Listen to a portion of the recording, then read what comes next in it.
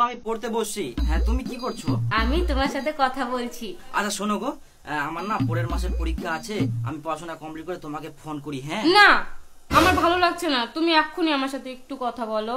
শোনো গো, আমি যদি এখন পাস না করি তাহলে আমি ইঞ্জিনিয়ার কিভাবে হব, আর তোমাকে আমি রানীর মতো কিভাবে রাখবো বলো তো? তুমি তো বুঝতে পারছো আমাদের অবস্থা, আমাকে না ভবিষ্যতে কিছু করতে হবে। দেখো গুবলু, আমি আগেই তোমাকে বলেছি যে আমার কিচ্ছু চাই না, শুধু তুমি আমাকে ভালোবাসবে আর তুমি আমার পাশে থাকবে, তাহলেই হবে। আর তুমি এখন আমার সাথে কথা বলো। আমাকে খুব ভালোবাসো না? বলছে যে আমাদের মধ্যে সম্পর্ক আর থাকবে না মনে হয় গো। কি?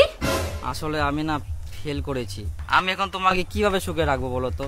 আমি ইঞ্জিনিয়ার হতে পারলাম না, আমার স্বপ্ন ছিল তোমাকে রানীর মতো করে রাখবো, কিন্তু আমার স্বপ্ন সব শেষ হয়ে গেল গো।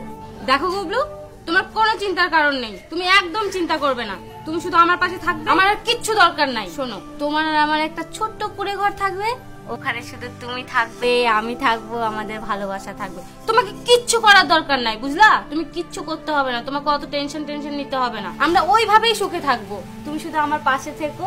জাস্ট ফর ইউ জান, জাস্ট ফর ইউ, আমি আর কিচ্ছু চাই না। সত্যি গো, তোমার মতো গার্লফ্রেন্ড পেয়ে আমার জীবন অনেক ধন্য।